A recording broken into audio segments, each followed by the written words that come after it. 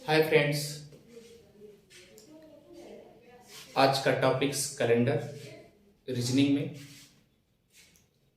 Calendar जैसे topics खत्म होगा तुरंत आप चलेंगे ज्योग्राफी पर, और ज्योग्राफी का जो भी टॉपिक्स उठेगा वह खत्म होने के बाद तुरंत आएंगे बैक हिस्ट्री पर। तो हमारा सिद्धांत है कि जो भी टॉपिक्स उठाया जाए वह पूर्णतया खत्म कर दिया जाए, खत्म करने के बाद तब दूसरा टॉपिक स्टार्ट किया जाए। और हाँ, आप उदय जीएस रिसर्च सेंटर में जा करके आप प्लेलिस्ट पे वहां आपको सभी वीडियो मिलेंगे, सभी टॉपिक्स के, या आप ये कह सकते हैं सभी सब्जेक्ट के आपको प्लेलिस्ट में जरूर मिलेंगे।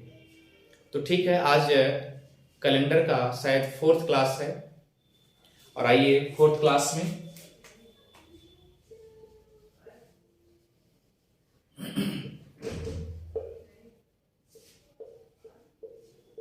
पंचांग। जैसा कि फ्रेंड्स इसके पहले आपको ऑड डे बताया गया था, यानी कि विषम दिनों की संख्या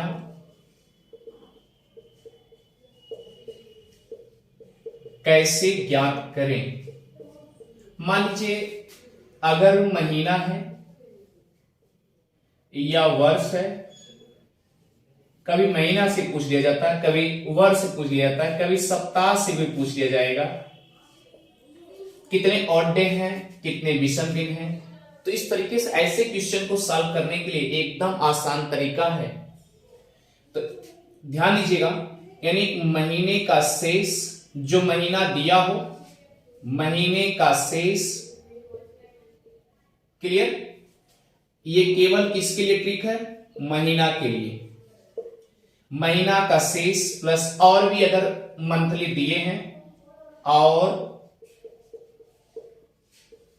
महीना जो दिया है, और यहां पर जो लास्ट में अगर दिया हो, दिया हुआ तारीख लेंगे या दिनांक लेंगे।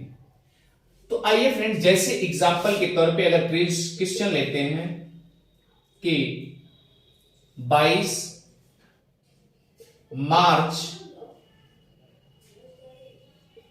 को सोमवार था, तो 25 अगस्त को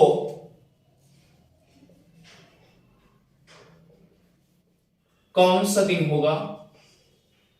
या फिर मान लीजिए पूछ लिया, या कितने विषम दिन होंगे।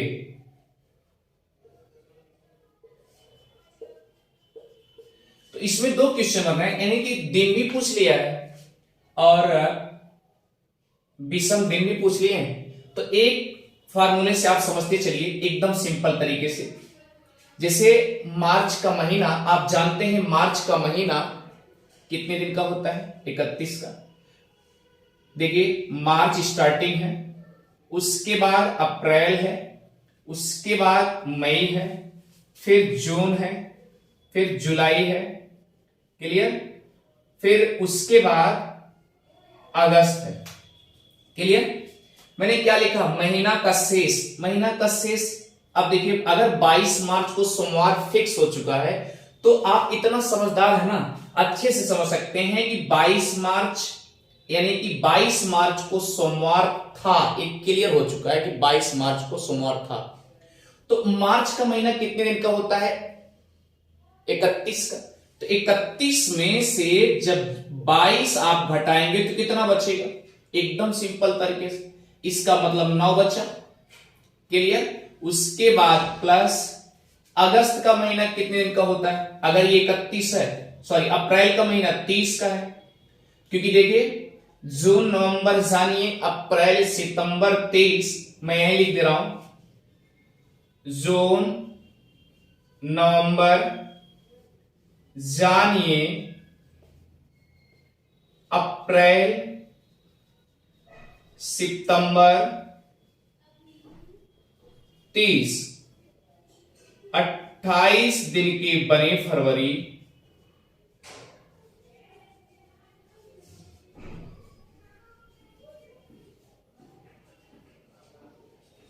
बाकी सब 31।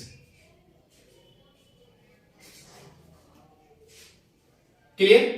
अब देखिए जून नवंबर, इसमें जून है, इसका मतलब ये भी 30 का है, और नवंबर की बात ही नहीं है इसमें, केवल अगस्त तक है। अब देखिए और कौन सा हो सकता है, 28 फरवरी, फरवरी की बात ये भी नहीं है, इसका मतलब क्या है, अप्रैल कितने दिन का होगा, यहां लिखा है अप्रैल 30 दिन का है, इसका मतलब यहां पर 30 होगा।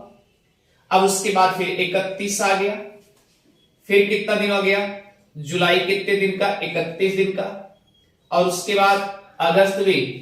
यहां पर जो रिमाइंडर दिया हुआ दिन है वहां तक लेंगे, अर्थात 25 लेंगे। ये बात तो समझ में आ गई। क्लियर। इसे मिटा दे रहे हैं। अब आगे चलिए। अब देखिए अगर हम इसे 7 से भाग देना चाहेंगे तो कितना बचेगा, 2 बचेगा। इसे 7 से भाग देंगे तो कितना बचेगा हमारे पास, 2 बचेगा। इसे हम 7 से भाग देना चाहेंगे कितना बचेगा, 3 बचेगा। और इसे भी 7 से भाग देना चाहेंगे तो 2 बचेगा। इसे भी 7 से भाग देना चाहेंगे तो 3 बचेगा। और इसे भी 7 से भाग देना चाहेंगे तो कितना बचेगा, 7 त्रिक 21, 21 4 25 होता है। क्लियर। अब देखिए कुछ ना करिए, एकदम सिंपल तरीके से आप इसे निकालेंगे। इसको जोड़िए, 2 2 4, 3 7, 7 2 9, 9 3 12, 12 4 16। क्लियर। अब 16 ये भी तो साप्ताहिक में है, इसलिए 7 से भाग देते हैं तो 7 दूना 14 हो गया, तो बचा क्या, 2 बचा शेष। क्लियर। अब देखिए सोमवार तो था ही, सोमवार था, 2 शेष बचे हैं, इसका मतलब अगला क्या होगा, मंगल 1, बुधवार 2 होगा। क्लियर हो गया। इसका मतलब कि आपका आंसर क्या आएगा, बुधवार आएगा। ये बात समझ में आ गई। अब कितने विषम दिन बचे ये भी पता चल गया कि 2, यही विषम दिन है, यही विषम दिन है और डे फिक्स हो गया। ये सीक्वेंस आप आसानी से समझ जाएंगे। आगे देखिए, अगर मान लीजिए ये 25 इधर होता यानी पहले होता और 22 मार्च इधर होता, तो जो आप बढ़ते क्रम में लिख रहे हैं उसे आप घटते हुए क्रम में करेंगे, अवरोही क्रम में करेंगे, यानी आरोही में नहीं जाएंगे बल्कि अवरोही में चलेंगे। तो आइए चलते हैं नेक्स्ट टाइप का, इसी को समझते हैं। आगे चलिए। मान लीजिए यहां पर लिखा है कि क्वेश्चन है 2001 से लेकर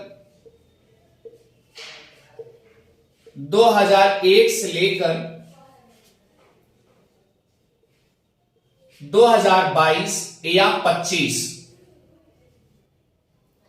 2001 से लेकर 2025 तक कुल कितने ऑड डे अर्थात विषम दिन होंगे। ये बात समझ गई। अब आइए चलते हैं, यहां पर एकदम सिंपल तरीके से, यानी क्या होगा, डिफरेंस ऑफ ईयर अर्थात वर्षों का अंतर, यहां लिखेंगे वर्षों का अंतर, वर्षों का अंतर प्लस इन दोनों के बीच में, यानी 2001 से लेकर के 2025 तक लीप वर्ष भी आए होंगे ना। तो भैया इधर देखिए, 2001 के बाद क्या आएगा, लीप वर्ष 4 आएगा, फिर क्या आएगा, 8 आएगा, क्योंकि हर चौथे वर्ष लीप वर्ष आता है, 8 आएगा, फिर 12 आएगा, फिर 16 आएगा, फिर 20 आएगा, फिर 24 आएगा, क्योंकि 25 नहीं है। लीप वर्ष उसे कहते हैं जो 4 से और 400 से पूर्णतया विभाजित हो जाए, वही लीप वर्ष होगा। कितने लीप वर्ष हुए, 1 2 3 4 5 6 लीप वर्ष हुए। इसका मतलब कि यहां पर ये क्या कोड ट्रिक बनेगा, एकदम सिंपल तरीके से 2001 से लेकर 2025 तक कुल कितने विषम दिन होंगे। तो कुछ मत करना, इन दोनों के अंतर निकाल लीजिएगा, वर्षों का अंतर प्लस विषम दिन, सॉरी प्लस लीप वर्ष, ये हो गया। वर्षों का अंतर कितना है, अगर 25 में से 1 घटाएंगे तो 24 होगा, 24। उसके बाद देखिए विषम दिन कितने आ रहे हैं या लीप वर्ष कितने आ रहे हैं, 1 2 3 4 5 6, टोटल 6 हो गए। अब टोटल कितने हो गए, 30 हो गए। तो इसे भी 7 से ही भाग दिया जाएगा, तो 7 चौक 28, क्या बचे, 2 बचे। इसका मतलब 2 क्या है, 2 विषम दिन है, 2 क्या है, विषम दिन है। तो इस तरीके से आप आराम से निकाल लेंगे। क्लियर, आइए चलते हैं। मान लीजिए सन दिया हो, दिन भी दिया हो और तारीख भी दिया हो, तब कैसे विषम दिन निकालेंगे, आइए चलते हैं।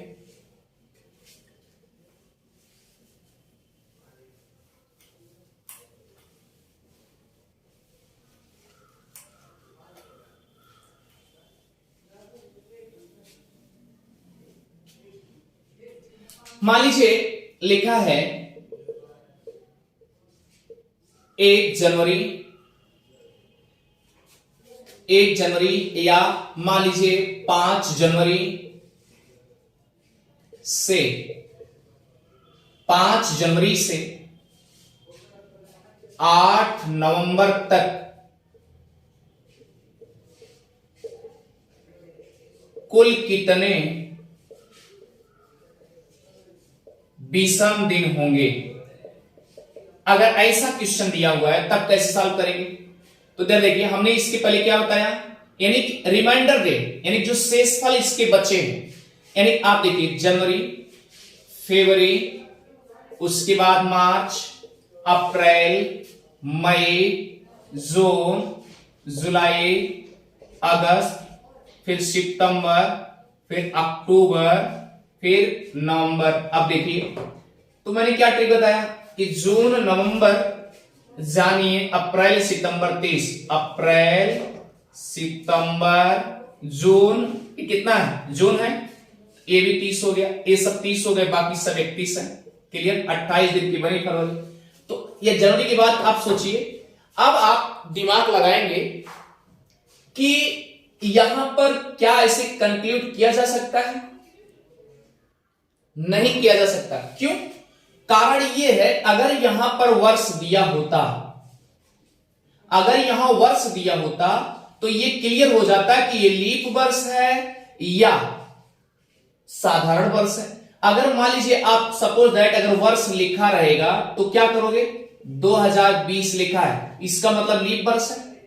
तो यहां पर मानक मान चलेंगे कि अगर लीप वर्ष होगा उसके लिए 29 रखेंगे, और अगर साधारण वर्ष होगा तो यहां पर क्या रखेंगे, 28 रखेंगे। क्लियर, प्लस अब देखिए ये भी तो 31 होगा, यानी 5 दिन, 31 में से 5 घटा देंगे तो क्या होगा, 26 होगा।